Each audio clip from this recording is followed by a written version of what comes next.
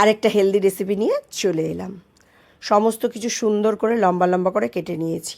আদা, রসুন, পেঁয়াজ, লঙ্কা, ক্যাপসিকাম, পেঁপে সমস্ত কিছু রয়েছে। আর তোমাদের যা যা মনে হয় সমস্ত সবজি দিতে পারো। সব কিছু লম্বা লম্বা করে কেটে সুন্দর 1 চামচ তেলে ভালো করে সুন্দর করে ভেজে নিলাম। ঢেকে ঢেকে ভাজবো যাতে সুন্দর করে সেদ্ধও হয়ে যায় আর সফট হয়ে যায় জিনিসটা। তারপর আমি এই যে কর্নটাকে হালকা সেদ্ধ করে নিয়েছিলাম নুন দিয়ে, আবার এটাকে ভালো করে ভেজে নেব। তারপর চিকেনের পালা। সামান্য একটু বাটার দিয়ে নিয়েছি, তার মধ্যে যে লম্বা লম্বা করে চিকেনগুলোকে সব কেটে নিয়ে এপাশ ওপাশ করে একটু ভেজে নেব। এক পাশ ভাজা হয়ে গেলে অন্য পাশও সুন্দর করে এই যে লাল লাল করে ভেজে নিয়েছি। দেখো হালকা হালকা জলও ছেড়েছে।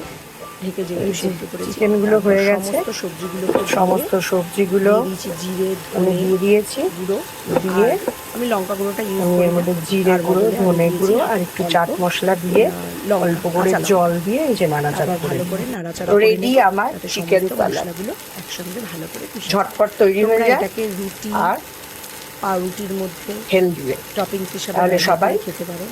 ঝটপট বানিয়ে ফেলো বন্ধুরা, ভালো চিকেন স্যালাড। এটা কিন্তু তোমরা রুটি পাউরুটির মধ্যে ভেতরে টপিংস হিসাবেও ব্যবহার করতে পারো বা রোলের মধ্যেও দিতে পারো, দারুণ লাগবে চিকেন স্যালাডের রেসিপিটা। তাহলে আজ টাটা, নেক্সট আবার রেসিপি নিয়ে দেখা হবে। টাটা।